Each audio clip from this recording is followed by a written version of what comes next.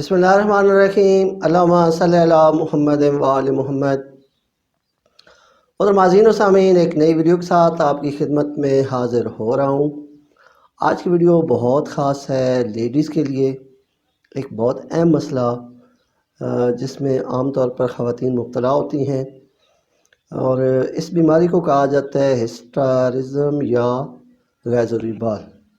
हिस्टेरिज्म जो है ये आम तौर पर ख़वातीन में प्यूबर्टी के दौर, यानी जब वो बलूगत में दाखिल होती हैं 11 साल से लेकर शुरू हो जाता है, या फिर प्रेगनेंसी के बाद आम तौर पर होता है। और इस बीमारी में औरतों के चेहरों पर, उनके बाजुओं पर, टांगों पर, छाती पर जो है ये गैर ज़रूरी बाल पैदा होना शुरू हो जाते हैं, जो कि देखने में भी बहुत बुरे लगते हैं और ख़वातीन का जो हुस्न होता है उसको तबाह कर देते हैं।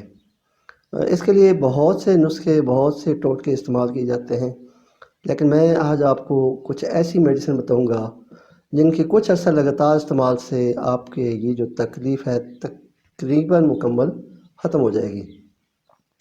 इसके कुछ असबाब हैं इस बीमारी के। उनमें सबसे पहले जो है वो हार्मोनल चेंजेस, यानी ऐसी ख़वातीन जिनके हार्मोन जो है वो उनमें कमी बेशी ज़्यादा हो रही हो, ख़ास तौर पर ज़नाना हार्मोन, यानी लेडीज़ में अगर मावारी की कमी या बेशी हो, या उनकी ओवरीज़ में सिस्ट पैदा हो रहे हों, या रसोलियाँ बन चुकी हों, तो उसके बाद अक्सर ये मसला हो जाता है।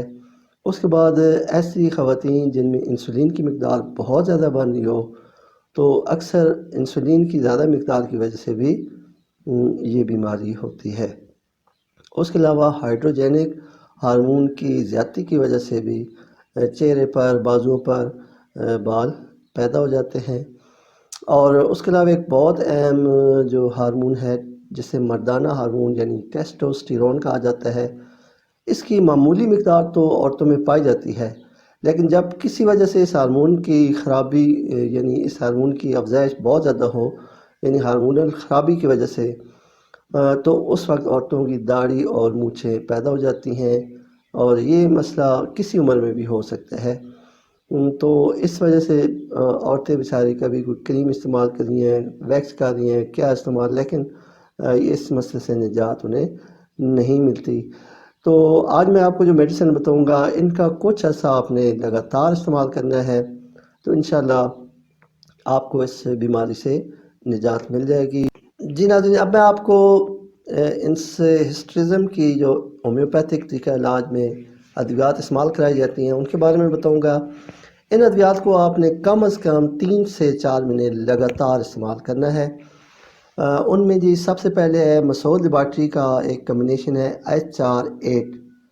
इस कम्बिनेशन के 5-5 कतरे दिन में 3 मरतबा 1 गिलास पानी के साथ इस्तेमाल करना है, और इस मेडिसिन को आपने कम अज़ कम 6 महीने लगातार इस्तेमाल करना है।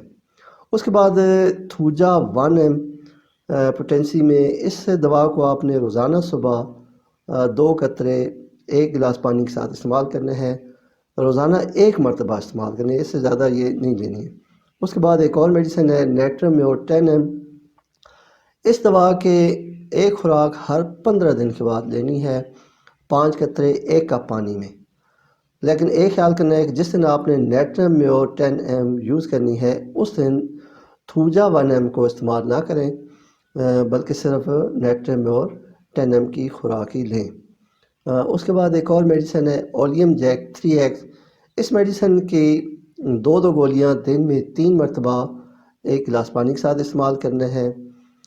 तो इन तमाम जो मेडिसिन के बारे में मैंने आपको बताया है ये आपने 3 से 4 महीने लगातार इस्तेमाल करनी है।